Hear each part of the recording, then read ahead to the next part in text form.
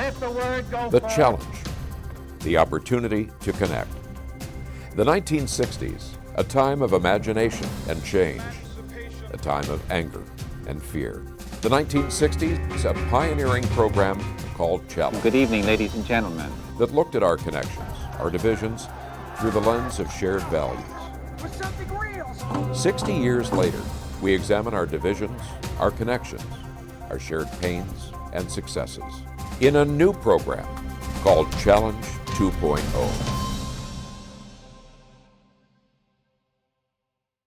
White Christian nationalism has become a potent and disruptive force in American politics.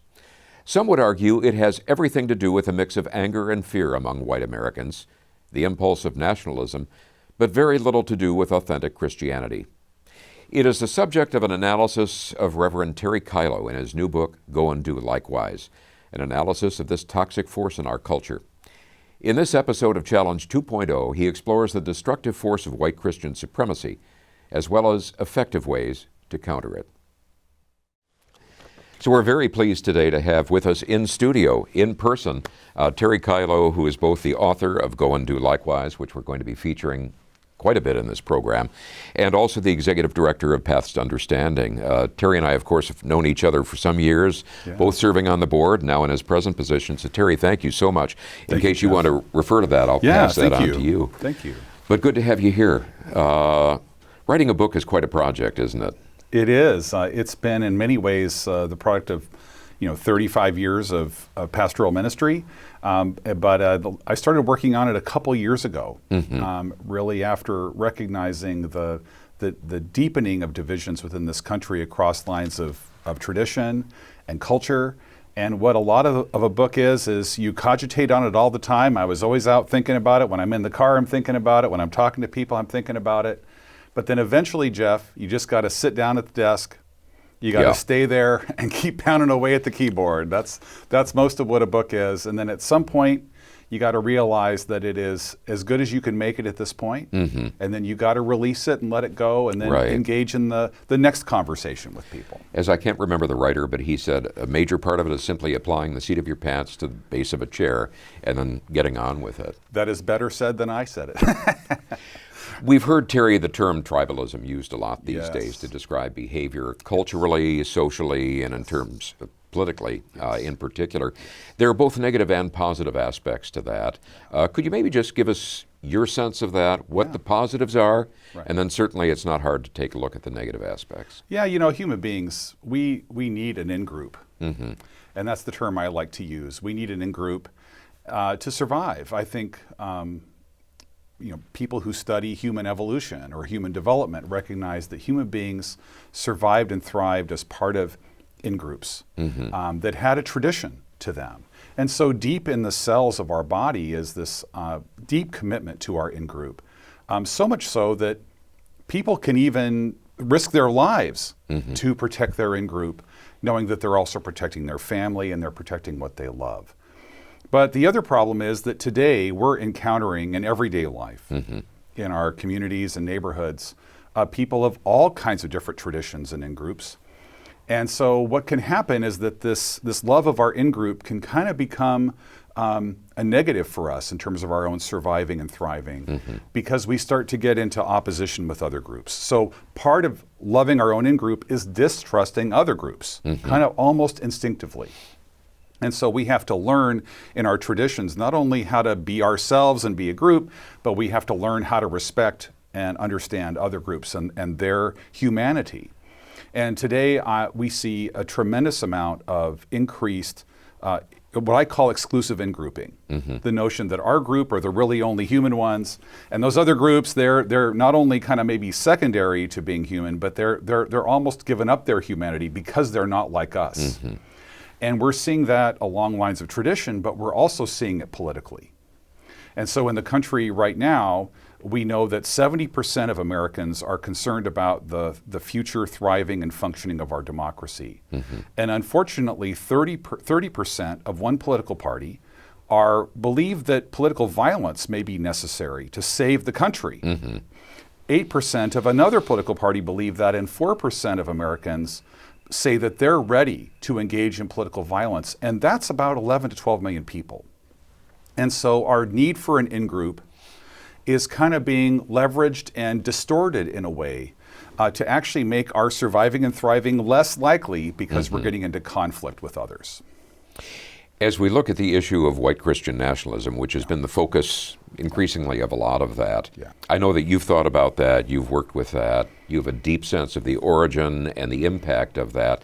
Could you share with us maybe a couple of examples that you've personally encountered of the manifestations of that? Well, part of it was growing up in a little church and just hearing over and over again that Christians are superior because Christianity is the only way to God, and God's only way to us.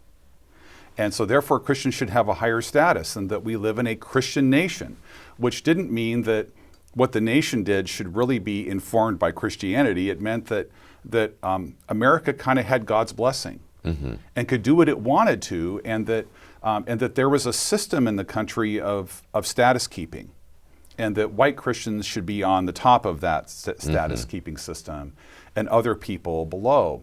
But I'll tell you one example that just really struck me in 2001. We had just had September 11th, 2001 happen. That day I was on the phone to different clergy in town, different churches, and in non-Christian groups as well, to gather together and have a prayer service. And we did that, and then we began to gather each week for a little prayer. And on the day that the United States invaded Afghanistan, the other pastors were praying, breathlessly for the president and vice president and all these different individuals, and of course our military folk. And when it came my time to pray, I prayed not only for people in the United States, but I prayed for everybody in Afghanistan. And I prayed for their safety. And the room went cold. And I mean, like, they didn't move in that room. And afterward, this very, very nice pastor walked up to me angry. And he said, "You prayed for our enemies. Why did you do that?" And I said, "Well, because Jesus told me to." And he said, "Well, not those enemies." And then he told me, "Well, Terry, we have to obey the governing authorities in this country." And I said, "Well, when I was in school, I learned that we, the people, are the governing authority. And that the presidents and people in Congress, serve at the people's invitation." He said, "You're wrong, you're wrong." And then what happened over the course of the next couple of years is that our congregation, small as it was, had a conversation about the Iraq War and the Afghanistan War, not to be harsh or to draw a strong position, but to kind of question the way that God language was being used. To support the use of force. And about 10 members of that congregation left, 10 families, because they couldn't handle the distinction between what God might desire for us, or the kind of things that Jesus might bring in terms of an ethical conversation about conflict, and what the country was offering. They couldn't see the difference. And I think that's true of a lot of people today, so much so, Jeff, that many evangelical leaders are finding that when they share verses in the scripture, like love your enemy, Right. that their members are pushing back and saying to me, "Where did you get that liberal woke stuff?" Well, it was right there in the scripture. And so there's a lot of reasons behind that, including the fact that when the United States was first colonized, right, there was divine affirmation giving to that by the whole church, the whole Christian church in Western Europe, to say that it's okay to go ahead and invade and destroy and enslave and take land from people who aren't Christian. And so in many respects, the white Christian nationalism has been the sort of overarching theology of a lot of what America has been built on, sadly. And I don't think Jesus would be okay with that.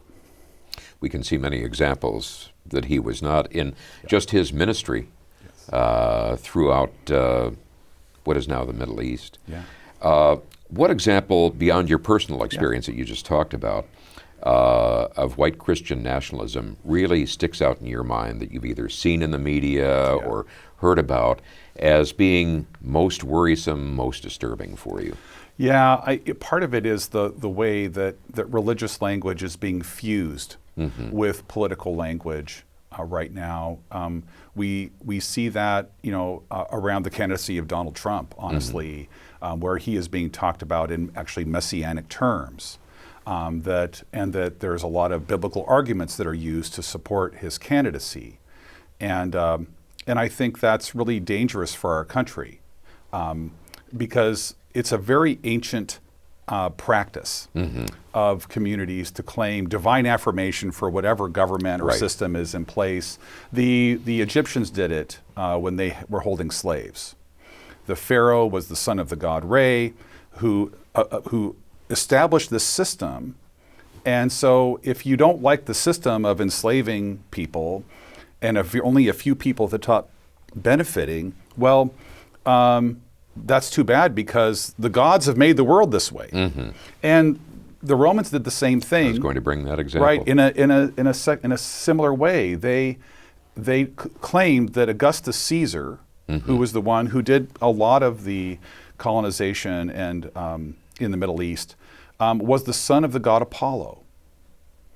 And so that's a way, again, to say that not only is the army and the police and the government behind the system, but this is really the way the world is, and there's no way to escape it. And so you better just give up hope and play whatever role you're in. If you're a slave, you better be a good slave. If you're a craftsperson, be a good craftsperson and obey the governing authorities, and don't question it. Because if you do, you're not only in trouble with the military, you're in trouble with your creator. And that kind of system freezes people. And on top of that, Jeff, we've got about 43% of the country, according to some studies, that kind of lean authoritarian or are pretty authoritarian themselves. And so there's always going to be a desire for someone to come up and be a strong leader. And that's really troubling. And I should say it's troubling whether Democrats do it or Republicans do it. Right. It's not really about party. It's about the use of God language to support unjust systems and kind of close people down to say, well, I can't really question it because, God might not be happy if I did. How did those experiences, the ones that you've seen that you just talked about, and your personal experiences when you spoke to the congregation, how did that motivate your desire and your practice of actually writing this book? Well, so as that process was happening, as I was having these different experiences with really my own Christian, like white nationalism, my own supremacy, I would get little glimpses from time to time in conversation about my own attitudes toward people. You'd come in contact with other Christians that were more desiring to be kind of white Christian nationalist. And that would shock. And then I would meet someone from a different culture or tradition, and I get to know them. I get to hear the deep set of values that they have and the kind of deep respect for people of other traditions. And I realized I didn't have that. And at the very same time, I began to kind of go deeper into the Christian scriptures. Because I was a Christian clergy person, and every week, you get done with your sermon, and your brain flips to, okay, what's the text next week, and what am I going to preach about next week? And I began to really benefit from some scholars that were looking at Jesus in terms of his first century culture. And I began to realize more profoundly that there was a kind of Roman nationalism that was impacting Jesus every day of his life, impacting his mother, impacting his father, because probably Jesus' family once had farmland down below Nazareth, in the valley down below, very fertile farmland. But by the time Jesus was a young man, all that land had been taken and given away to Romans. And so now people like Joseph would have to go down, even people like Jesus would have to go down and work on fields that they used to own. And so Jesus' whole response of his ministry was a response to a kind of nationalism that said that only Romans matter, Romans are more important than others, they're more superior, and the system of Rome is blessed by the god Apollo, who was Augustus Caesar's dad, they claimed. And all around Jesus, he saw shrines going up and temples going up to Augustus Caesar, claiming that this is the divine way, and you better get on the highway or get out of the way. And that's what Jesus was trying to deal with. And then, as a Christian pastor, I began to sense my mission very differently. Instead of from trying to convert other people to be Christian, it was to kind of join Jesus in recognizing our common humanity. Because in the middle of that Roman system, Jesus didn't say, well, let's go out and get the Romans. Let's go out and do damage to them. Let's go out and take them on. He was trying to help his own people recognize each other as human. Mm-hmm. And he was trying to help them recognize even the humanity of the Romans, so that the Roman Empire might be transformed from within. And we see a very real difference there in terms of the way Jesus behaved, in terms of adaptation of violence and weaponry, as opposed to what we sometimes see described as muscular Christianity, yes, where people literally bless taking up arms. I've seen people on their Christmas cards, examples, yes, of elected officials having their family pose in front of a Christmas tree with AR-15s and the like. Yes. And that seems to fly totally against what Jesus taught, as you interpret that. So let's talk about the crucifixion for a minute. And so the Roman Empire used crucifixion as a tool of state-sponsored terrorism, mm-hmm, as a tool of intimidation. And they were doing muscular Romanism, right, when they did that. They believed that power was power over other people. Mm-hmm. And so what Jesus saw, I think, was that his people were so intimidated by the cross, by that Roman system that could kill any one of them anytime and leave them up on the cross without any burial, and totally humiliate their family, mm-hmm, and their community in doing so. And he realized that people were so frozen by that kind of power over other people that somebody had to go take that on and try to empty it of its power. Mm-hmm. And so what Jesus did took tremendous strength and courage, mm-hmm, but not the strength and courage expressed in power over somebody, trying to dominate somebody, mm-hmm, trying to take something that belongs to them, but the power in the midst of that kind of threat to remember that even the Roman centurions that are killing you at that moment are human beings. And so from the cross, what does Jesus say? Father, get them back because they've done harm to me? No, he says, Father, forgive them because they don't know what they're doing. And so Jesus had strength, I want to be clear, but his vision of strength was very different than this muscular Christianity that, mm-hmm, Jesus would be a bodybuilder, CEO, climbing mountains on the weekend, which is a perfectly fine thing to do, I suppose. But it is not the only way to be human. Mm-hmm. Jesus' way was to seek power with people, not over them. And he invites us into just that kind of way of being human as well. And you allude to that in the book, that we see some key words that tend to fly up as we talk about, yes, the white Christian nationalists and supremacists, that they tend to key on that do seem, in fact, opposed to the basic message of Christianity and the other Abrahamic faiths. Yeah, so in the Roman Empire, there was a tremendous use of the words power and glory, which Jesus' ministry completely challenges. The power of Jesus is to be vulnerable, is to be human with people, his willingness to suffer on behalf of folk, mm-hmm, and to do so while remembering his humanity and that of other people. The glory of Jesus is that he reveals a God who suffers with us, who knows us in our darkest moments, mm-hmm, and who values every single human person and is willing to risk anything for that value of every single human person. But there's other words too, like the word evangelism is often used by Christians in this sort of white nationalist or Christian nationalist format, to say that it's the Christian job to go out and conform other people to be like us. Mm-hmm. Well, the word evangelism really doesn't mean that. It means good news. And it means good news in the context of the Gospels, that the people in Jesus' day didn't have to live by the Roman rules anymore. Mm-hmm. So the everyday experience of people, or every once a month, they would experience a Roman herald come out and say, hey, we captured another place in Germania, and that means you guys better not revolt or we'll come and take care of you. It was a way to intimidate people.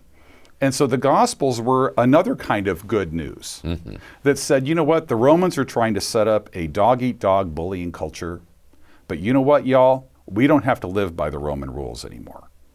And we don't have to live divided. So Samaritans can love Jewish people, can love Syrophoenicians, can love even Romans, and on and on.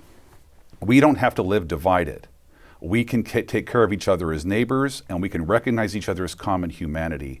And the Roman Empire understood that that kind of community building that Jesus was doing was the biggest threat to their empire. And so what we're trying to do is to take a cue from Jesus in a way. As a Christian, I'm always trying to do that and recognize, well, what can we do that will model that and help us follow Christ into our common humanity today? Adherents of that power view, when we look at some deeply flawed human beings that tend to focus, even within some branches of the clergy, that tend to focus on power, on money, excuse violence, people of some faith traditions will excuse that, saying, well, we see examples of that in faith before, where God can use the imperfect to produce the perfect. What's your response to that? Well, like a lot of those rationalizations, Jeff, it's designed to empty love of its meaning and empty ethics of its critique. So, you know, I've had many people try to convert me to their form of Christianity, and they always thought that they were loving me. Yeah. You know, or sometimes they use the word loving on, which I find really creepy. But say that again. Loving on. I'm going to love on you, Terry. It's like, oh, that's super creepy, because it's manipulative, right? Yeah. They're trying to change me. They have an agenda with me. They're not actually loving me. They're trying to make me conform to them. You know, and all of that together is it creates a kind of a way to reduce love to making other people like us. And it basically says, well, you know, God's willing to be like Machiavelli, that the ends do justify the means. And so the creator's like, hey, I'm okay if Trump is doing these terrible things, or some other leader across the world is doing some terrible things, well, that's okay. And we hear that kind of reducing love and reducing ethics in other ways too, by talking about the end of the world, that the end of the world is going to come soon. So it doesn't really matter if we don't care for the creation, even though the scripture says that humans are to steward the earth. So there's a lot of pieces in those kind of theologies that limit love, that reduce it to nothing, that reduce ethics to nothing, and reduce God to Machiavelli. We hear a lot of the participants in that area talk a great deal about their Judeo-Christian heritage and how this is really based on that. We're involved in interfaith work with Paths to Understanding, and I know that's been a major part of your emphasis. What is your response internally and externally when you hear that, and what are the problems with that? So look, I want to first recognize that indigenous tribes in this country and around the world have believed in one creator for tens of thousands of years. But monotheism, as it developed within Judaism, Christianity, and Islam, as that is really an attempt to help us recognize the unity of the human family, to help us recognize people as human, even if they dress differently or talk differently or eat or pray differently. And so monotheism, in my view, in some of these Christian traditions, has been completely misunderstood. Monotheism is about helping us recognize and practice the recognition of other people as human, as our third cousins, that they are valuable in and of themselves, and that the Creator loves and blesses them. And same with the idea of a single set of parents that created all human beings. That's a way to say, hey, that person over there that dresses differently with a hijab, or that person over there that's praying differently, or that person over there that is atheist or agnostic is my human, sister and brother, my sibling. But I think within the Abrahamic tradition specifically, Abraham was called to be a blessing to all the mishpacha of the world, and that's a word I use a lot in the book. The word blessing itself is a word that comes from a word to kneel. So it means to offer in humility your best for the thriving of other groups, as well as speaking positively about them. It kind of means both at the same time. And this is what the rabbis have taught me, right? And the word mishpaka, which I don't say correctly because my Hebrew is terrible, it means tribe, clan, cultural group, and all of that would include prayer and spirituality and theology and understanding of humans in the world. And so the Abrahamic tradition on which Judaism, Christianity, and Islam and other traditions like the Baha'is are based is itself a pluralistic tradition that recognizes that it's good to have a tribe, it's good to have a tradition. Those are things human beings need. But part of our deepest value is to recognize the humanity and the validity and to partner with people in other traditions and to see them as people with whom we want to relate and with people that we can build a better world with. That's a very inspirational observation, and I think it's an excellent place to pause our conversation because we have so much more to talk about and so much wealth and richness in your book and the research that you've done that we will carry that on in the next part of our conversation. So Terry, thank you very much. Thank you, and Jeff. thank you for agreeing to extend this conversation, and we hope you'll join us for that episode in next week's edition of Challenge 2.0. Thank you very much. If you've enjoyed this program, found our conversations to be informative, entertaining, and thought-provoking, and the vision inspiring of people from different backgrounds who can disagree without being disagreeable, perhaps you might consider supporting our program with a contribution. Your support will not only help our program continue, it will also support the broader efforts of Paths to Understanding, our supporting parent nonprofit organization.